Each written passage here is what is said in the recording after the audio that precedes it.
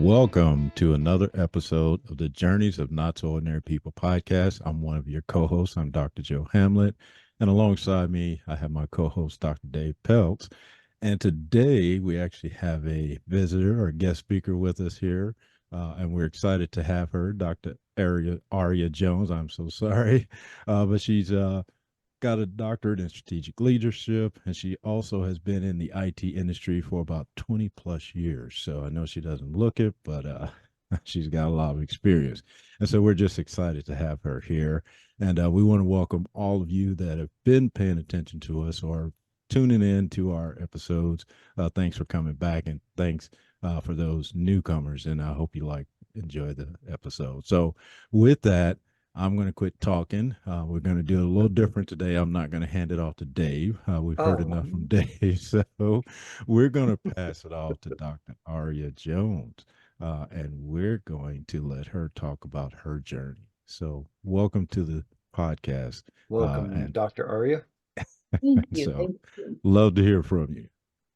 Thank you. So, a little bit about my journey. I guess I'll start at where I am now and then maybe go back and say how I got here, all the things that were going on along the way. So, today I am an adjunct professor at St. Louis University teaching master's level students. So far, I'm only teaching like a cybersecurity kind of class. It's called Managing a Secure Enterprise, basically. So it's my first semester. I'm starting a second semester in a couple weeks there, and I like it so far. It's the first thing that I've done professionally, well, officially, I'll say it that way. It's the first thing I've done officially as Dr. Aria Jones since I graduated in 2022. Everything else, Congratulations. thank you. And Yes. everything else was kind of unofficial. I guess I'm calling it kind of unofficial because it was me doing consulting work for small business clients of my own. Um, okay, so I have a doctorate in strategic leadership. My concentration was strategic foresight. It was the scariest, hardest concentration to choose, and that's why I chose it. Um, and I'll talk a little bit about strategic No, foresight. no overachievers here, huh? And I have a master's in information systems, and my bachelor's is in business management. So some people might wonder, what? Bachelor's in business, Like, master's in information systems, and then doctorate in strategic leadership? Like, what are you doing? makes sense to us. I mean, Yeah, I don't see a problem. So the reason why I did that, it was I didn't choose it for what I didn't choose that path. Um, At first, I chose not to even go to college at all. When I graduated high school, I was over it. I was like, okay, I'm done with school. School is not fun. I am done. I graduated high school. I finished. Yay. And I was an A student in high school. But one of the things that I think I was afraid of about college is that people always told me that, yeah, just because you're an A student in high school doesn't mean you're just going to go to college and be an A student. And I was Hmm, like, okay, well, then I'm not going. yeah. Joe and But I have never ever heard that before, have we, No, Joe? no, Never. not at all. that was just a part of it. I was tired of studying and tired of reading and all that hard work stuff. I just needed a break, I guess. So I decided I wasn't going to college right away. But I met this guy, and this guy had a college degree, and all of his siblings had college degrees and all that. Although their family grew up, kind of poor and in a bad situation, just like mine, they actually went and got their college educations. And so he was inspiring me, trying to inspire me to go get mine. He's like, "You're so smart. You should go get your education." I'm like, I can be smart without going to get an education. But anyway, I went because I thought, okay, well, it's not going to hurt if I go get a bachelor's degree, right? It's not going to hurt. So I went and I was like, all right, well, what do I want to study? I don't even know what I want to get a degree in. So the easiest thing to choose was business. because it's Yeah. like everything is business. Everywhere you look, it's business. So And Ari, I'm going to interject. How many years after high school did you wait to go to start college?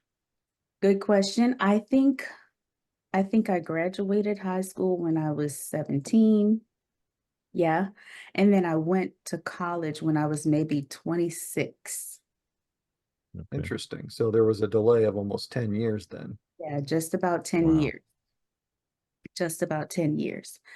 And oh, let me add this into the mix. When I decided to go to college as a 26-year-old, I was working a full-time job and I already had 2 children. And then Mm. I got pregnant again. Wow. Like, all right, full-time job, 2 kids, going to school at night, pregnant. What am I doing? Anyway, I did it. Wow. Wow, that's Yeah, amazing. that's impressive. Yeah. And now, mind you, I didn't do it alone. I Right. had a partner, that guy that I told you about. That guy babysat my 2 kids and made sure they had dinner every night and made sure they had baths Oh, and, wow. taught them how to read, taught them how to ride bikes and all that while I was making the magic happen elsewhere. So if I didn't have what I call a lifeline, I call him and people like him a lifeline because I was stuck in my own hamster wheel. You might have heard me talk about this before. And when I describe it, I say that, oh, plenty of people have encouraged me to go get my college education. But I always said, well, I can't do that. I can't go to college because I have 2 kids. I don't make a lot of money. I work a part-time job and I have to work so I can pay for daycare, so I can work, so I can pay for daycare, so I can work, so I can pay for daycare. I can't go to school because I'm stuck working and paying for daycare. Right. So I needed a lifeline to help pull me out of that. I was drowning and didn't know I was drowning. I mean, I guess I knew I was drowning, but I couldn't do anything about it on my own. So that guy, he's my husband now, he was the one to help me like get out of that hamster wheel. All So right. so when we meet him in the future, we just address him as that guy. Oh, you're that guy. He's that guy. Yeah, he's Hey, that that guy. guy, how are you doing? Nice to meet you, that guy. He's that guy. Yeah, I take him everywhere I go, so you will see him. You will know, okay, this is that guy. That guy I told you about, that's that guy. Well, that makes sense. Okay. All right. Now we know. Yeah, Easy to remember. exactly. So I got my bachelor's degree in business, and I was at the end of my program, and I had to take one more class just to meet the 120 credit hour requirement. So just choose an elective, get it over with, and you're done. All right. So there was this class called something like Human Factors in Technology, something like that. And it was about how humans affect technology and are affected by technology. Mm. And I was like, okay, that sounds interesting. So I took that class. I really, really liked it. And then one of the schoolmates that I made friends with along that bachelor's degree journey, she decided, I think we should get a master's degree. I'm like, I think you're crazy. And so she sent me like the information to look at it. And she's like, it's only going to take a year. A year is going to pass anyway. We should do it. And I'm just like, oh, my goodness. And now this time, how many years had you been going to school on your in your bachelor's program? It took me 5 years. Okay. It took 5 years to finish that. And I took just about 3 months of a break and then jumped right into the master's program. Okay. Because Interesting. That's very cool. I mean, my crazy friend was like, come on, let's do it. And I was like, all right, let's jump off a bridge together. And then here's a interesting twist to the story. My husband, that guy, I influenced him to get his master's degree Oh, at wow. the same time. interesting. So he and I got the same master's degree from the Wow. same school at the same time. Wow. That's very cool. The classes that I struggled in, he helped, and the classes that he struggled in, I helped. So it was a pretty good experience. So why I chose information systems as a master's is because of that last class that I took in my bachelor's program. And that crazy friend that I told you about, she helped me get a job at the company that she was working at. And we were doing IT related stuff. Okay. And I enjoyed it. So I was like, all right, this is perfect. So come to find out, a few years later, when I had graduated, well, I found this out along the way while I was getting the master's degree. I found out that that job I was doing I was called a business analyst, but nobody told me that that's Okay. what the role was called. They just were like calling it something else and paying us this much. Yeah, it's kind of like And me in the military. I was military police. They called me military police, but I did a lot of floor buffing and, latrine cleaning. So, yeah. Yeah, so they called it something that it wasn't really. And I think maybe it was because they didn't want to pay for calling it what it really was.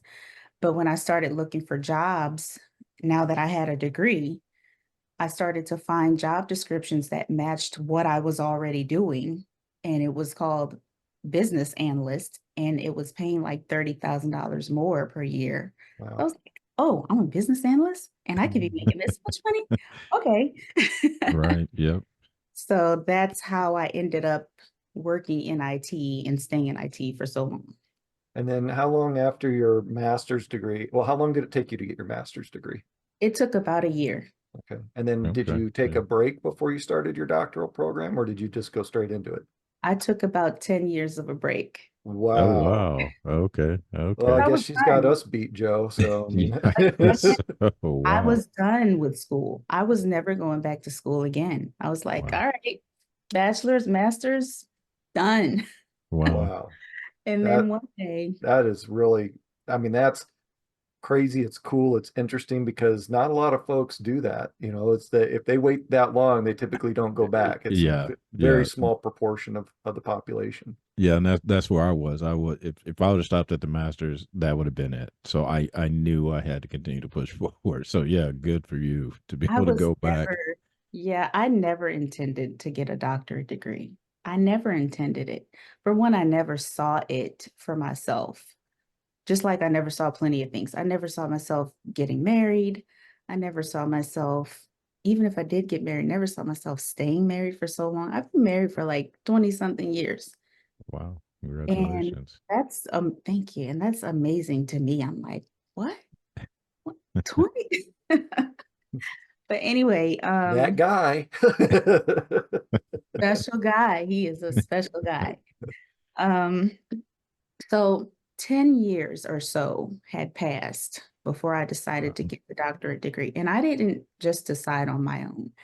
It was like a bunch of little things that were just like nudging me. And one of the main things was my dad. He Hmm. just started saying stuff like, you're really smart. You should probably go get your doctorate degree. I'm like, I have a master's. I don't need to go get a doctorate degree. I work in IT. What am I going to do with a doctorate degree in IT? Um, but he was like, you should look into it. And it took a few years. It probably took 3 or 4 years of him just like planting and watering that seed. And finally, I was like, okay, look, you're not going to leave me alone about it.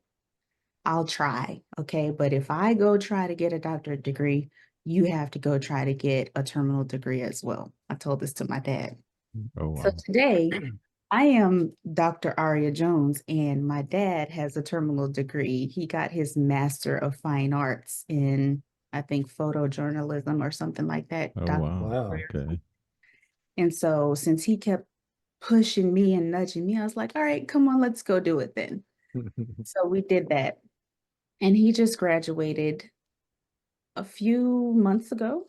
Wow. And Wow. I just Wow. graduated a couple years ago or however long ago. So, let me This tell you that Go ahead. about Go ahead. the story about when I decided to try to go get the doctorate degree. I was afraid and I didn't really want to do it. I was just doing it because my dad was like, no, really, like you should really do it. You should. I was just like, okay, I'll just go fill out the paperwork and they're probably not going to accept me anyway. So then he'll leave me alone. I'll say I applied and they rejected me. It's done. So I decided, okay, I'm going to fill out the paperwork. It took me like a year to fill out the paperwork Wow.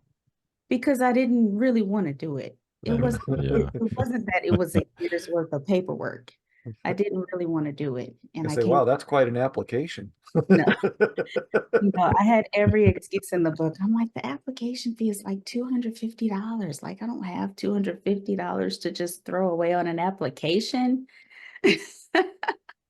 And then I was afraid, sometimes in life we are afraid to excel. And I think I was afraid to excel in that way. Wow. What if they do That's accept pretty me? profound. Being afraid to excel. Wow. Yeah, I was afraid because I didn't know what the next thing was going to be. But I like to tell this story about when I applied. Like I said, it took me a long time to finish the paperwork. And one day I had it all finished and I decided, okay, good enough is good enough. I'm just going to hit the submit button and let it go. So I hit the submit button. I was at work when I hit the submit button and I got up and I walked away and I went to lunch. I was like, okay, whatever. I probably won't hear back from them. And if I do, they'll probably reject my application or whatever. Came back 38 minutes later Wow. Wow. and I was accepted into that program 38 minutes after I had applied for it. Wow. Wow. And I was like, how is this even possible? And when I went to the first residency, I spoke with the dean and the director of the program, and they were talking about how they have this complex process that they go through to try to decide who's going to be accepted and who's not going to be accepted. And it's like 12 or 15 other doctors that have to all agree that this person is accepted. And I'm like, so y'all Wow. did all that in 38 minutes? Wow. And she goes, well, it had to be an act of God for everyone to be available and attentive at that exact Wow. moment Yeah. when your application came through. And I was like, I could go with that because I never expected 38 minutes later to get the acceptance. Wow. And I heard plenty of stories at the residency from other people about how they had applied twice, three times, and not got accepted into that program. So I was like, oh, because I thought it was just a fluke. Yeah, maybe they're just telling me that to make me feel good, but they were not telling me that to make me feel good.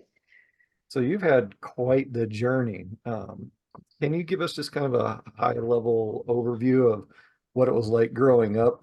Joe and I have shared our stories. There's nothing really to brag about with us. We didn't grow up fortunate like a lot of people.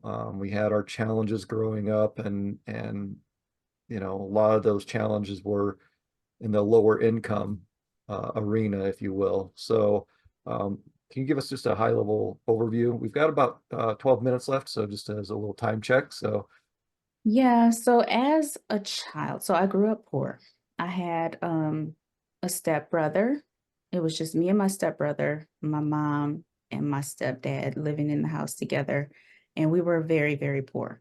So my brother and I spent a lot of time at other like family members' houses because either at our house we didn't have food, or at our house we didn't have electricity, or at our house we didn't have gas to heat the water or something. We didn't have something, who Wow. knows what. So we spent a lot of time at other people's homes. And so I was talking to my son about this last night. I had this auntie and I would stay at her house a lot, and she had animals and like dogs and cats, and they would go in and out of the house, roam the neighborhood, come back in as they wish. And so she had like some fleas in her house. But even though she had fleas in her house, that was better than me being at my own house where there was no electricity or no food or, no water or whatever. So it was just like, yes, even though I went from a bad situation to another bad situation, it still was better than the bad situation that I already had. So grew up poor. Um, I did go to Catholic schools though, so I don't know what kind of magic my parents had to work for me to be able to go to Catholic schools. Um, I almost graduated from an all-girls Catholic school. And I say almost because I got pregnant when I was 16 Mm, and I was a senior in high school. And that school, being a Catholic school, they they try to behave in a way where they're showing you that they don't condone premarital sex and they don't condone birth control and they don't condone abortion and things like that. So they pretty much just have to erase you mm, Wow. because wow. they can't make you get an abortion. They don't want to say anything to you about getting an abortion, but they also don't want the blemish on their name that, oh, we have all these pregnant girls walking around here and they're none of them are married, you know. Wow. So what they used to do back in the day was that they would hide the girls who ended up getting pregnant. There was this secret school that those girls would get sent off to. And you go there, you have your baby, you lose the weight, you come back and you don't talk about it. Mm, Wow. But the year that I got pregnant was the year that my school got a new principal. And this new principal decided, no, we're not doing that anymore because that's giving the wrong message to the girls. That's making the girls think that it's okay if they get pregnant because we're just going to hide them and it's going to be hush hush and they're going to come back and it's going to be fine. So we don't need to send that message. We need to send the message that it's not okay. Don't get pregnant or else. So I was an example, and she decided, no, you have to get kicked out. You have to go to another school. You're not going to mm, graduate from this school, even though Wow. you've been here for your whole high school career. And so, as a senior, I had to go to a local public school pregnant, and I did, obviously. And I graduated. I didn't actually physically go to school much at that new school because I didn't have to. Like, I was just too smart to need to be there. So Wow. I would just show up on Mondays and get the work from all the teachers and then show up the next Monday and hand them the work. And then that's it. Like I didn't go to classes at all. And when I mm. showed up at graduation practice, everybody was like, oh, we thought you dropped out. We didn't know you were still in school. I was like, no, I didn't drop out. I'm here. I'm Wow. graduating.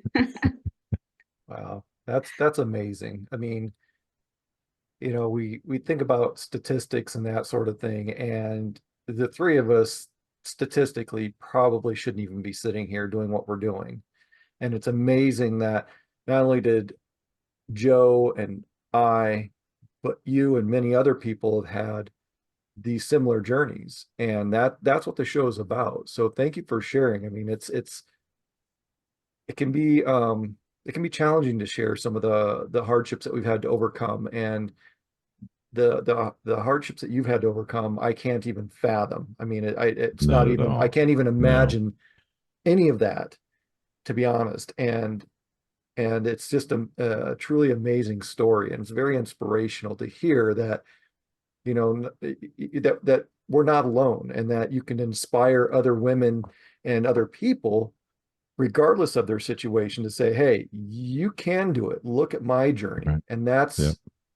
that's a tremendous kudos to you. I mean, thank you for sharing that. Absolutely. Oh my God, it's so commendable. Thank Well, you. I do want to go back. I think you said one thing early on when you're talking about, the education piece and how you were able to overcome it and get off the hamster wheel, is because and a lot of people don't have this. So I know myself and Dave had this, but having a support system is huge. I know I wouldn't be where I am today if I didn't have, my wife and family that supported me 100%. So I didn't want to interrupt your story, but I think that's very important when people think about, okay, I'm going to go back to school, or I'm going to do something. Without that support system, it is going to be a very hard hill to climb by Yeah. yourself. And so I think that's very important for people to know that if you're going to do so, I mean, you can do it on your own, but it definitely takes a lot of energy, especially depending on what circumstances you're in. In your case, you had kids. Other people's case, they may not have the best job, they may not have transportation, so it just, whatever your scenario is, if you have some type of support, that gets you a lot further than you ever think you can go. Absolutely. Yeah, absolutely. I couldn't have done it without the lifeline. I had plenty of lifelines. We didn't have enough time to talk about them all, but I had plenty lifelines. Like I called them angels in disguise Yeah, because I couldn't have done it without them. absolutely. So, I mean, back to what Dave said, that's why we do this podcast. Is just because we all have different stories, but again, your story just trumps my story, Dave's story together. It Yeah. just again, and that's why we just really enjoy hearing other people's story and sharing that with other people, so that maybe they're in a similar situation, that they can realize, wow, I can do that. I was in that same situation or similar to it, and Mhm. to see you where you are today. Because I mean, we've talked in the past couple of years, but I didn't know all those things about you. So again, thanks for sharing those things. But again, it just gives me a greater appreciation of what you've accomplished as well. And so that's why I think this is important, that we continue to share stories with people and help them understand everybody's journey is important, and not to get caught up in comparing and trying to one up or top, but to live your own journey, face your own challenges, and hopefully you come out on the other side. So again, thanks for sharing. And I think it's so cool. And I know that word is way out of, you're not supposed to say cool anymore unless it's temperature related. But I just think it's cool that guy influenced you to go to get your bachelor's degree, and then you turned around and influenced that guy to get his master's degree. So I Yep. mean, that's such a neat uh juxtaposition. I mean, you don't hear about that a whole lot. I mean, so No, it's a neat thing to hear, that it really does show that, to Joe's point, that support network is important, and it goes to show that you can go from being supported, the supportee, to the yeah, supporter with someone else's journey, and Yeah. and inspiring other people. inspiring other Absolutely. people. And you inspired your dad to go back Yeah, and get a exactly. master's degree. Yeah, I mean, it's just it's these are just such amazing stories and anecdotes to hear about. I mean, yeah, it's I don't know what else to say. I mean, it's just amazing. It's like Joe said, you put both of our stories together and multiply it times infinity, and that's where your story comes in. Where it's like, oh, do we really still have a story to tell now? We all have a story to tell, and we all have multiple little stories. Like our lives are absolutely. epics, right? So we have Yeah, all little stories that we can always share about something that we've experienced. And it's just amazing to hear when we absolutely. share their stories.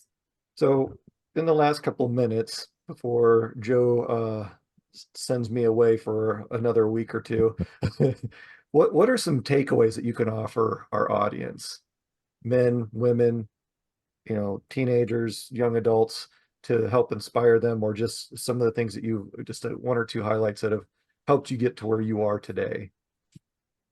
One thing that comes to mind, aside from the fact that support systems are very, very important, and a support system, by the way, could be one person, Right. Mhm. Yeah. could be a group of people, but it could also be one person.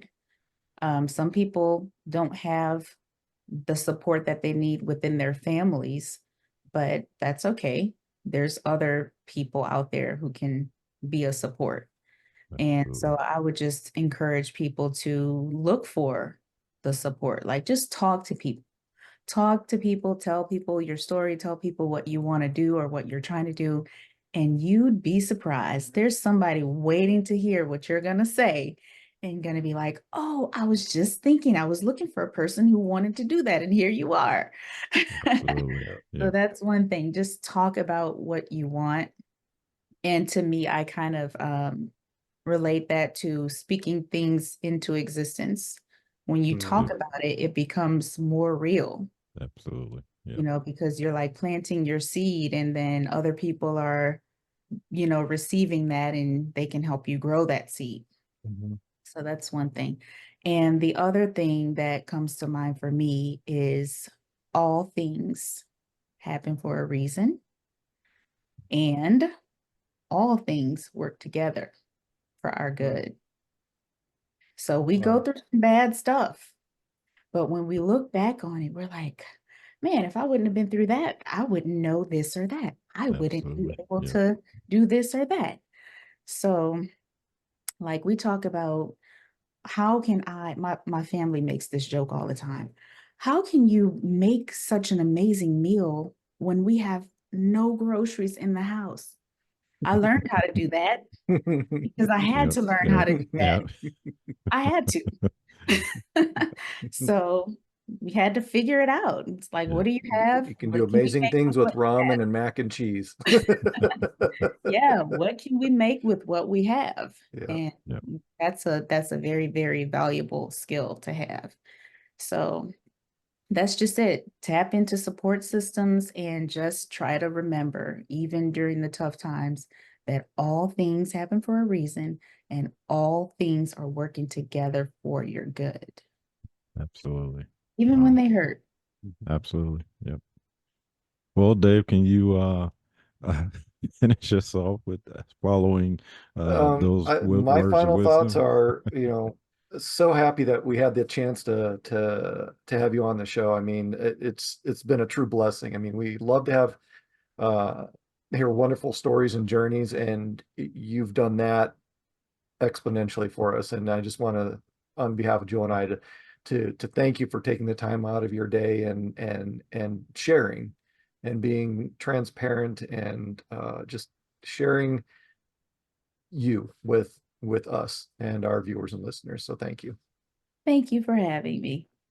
Absolutely. Yeah. Again, I echo what Dave just said. It's been a pleasure. Like I said, we've known each other for a couple of years now, but again, hearing and learning more about you has made it even more important. So, again, thanks for being on the show, and thanks for sharing, like Dave said, and being vulnerable and opening up to us and our audience. So, with that, again, we'd like to thank Dr.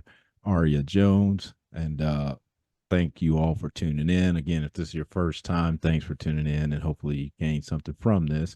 Or if you're been around with us for a while, thanks for coming back. Or if there's someone out there you think might benefit from our podcast, please forward that information to them. Our information is in the description. And we'll also provide Dr. Jones information as well if you want to reach out and connect with her. So, with that, it's been a pleasure having Dr. Aria Jones with us. And we just want to encourage you to continue being your not so ordinary you.